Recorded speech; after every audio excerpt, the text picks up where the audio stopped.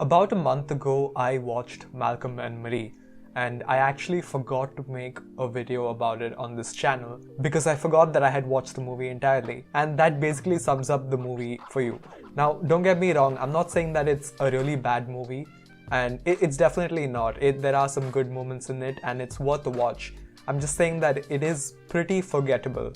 And based on the fact that I judge the movies I watch based on how much I think about it after I watch them, I completely forgot about this movie because it just wasn't eventful enough or circumstantial for me to think about. Now first let me get into what's actually good about the movie. This is the first movie that was filmed during the pandemic. I heard very early on that they were planning on making a movie with Zendaya, and it's going to take place completely inside one location, that is one house.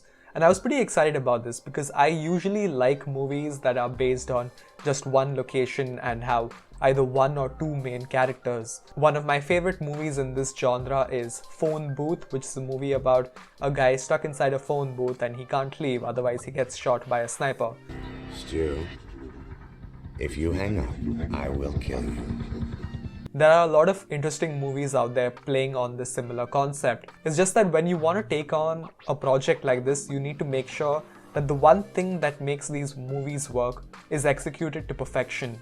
And that one thing is dialogues. The dialogues in this movie are good.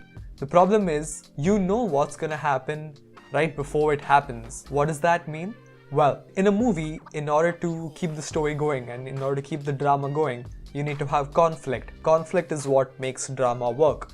And a movie like this, where there are two characters inside one house, you obviously know that there has to be an argument, and that's what the basis of the movie is. It's a really long argument that takes place when a husband and wife come home from a screening of the director's movie premiere.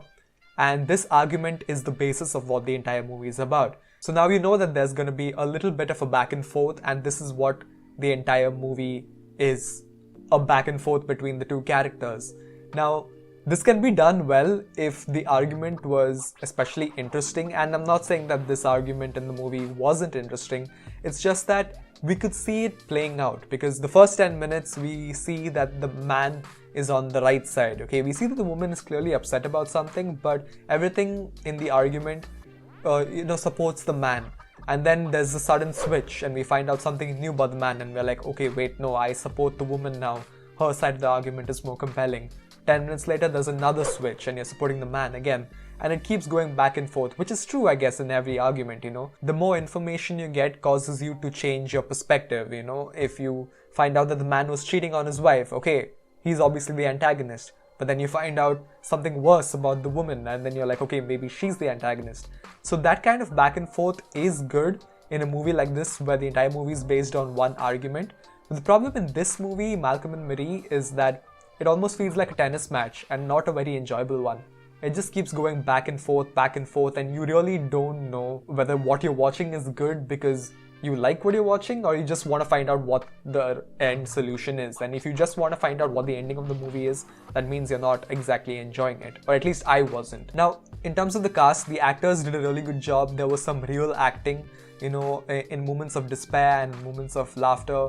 You could actually see that these actors were very good at their roles and they were doing exactly what they were supposed to do.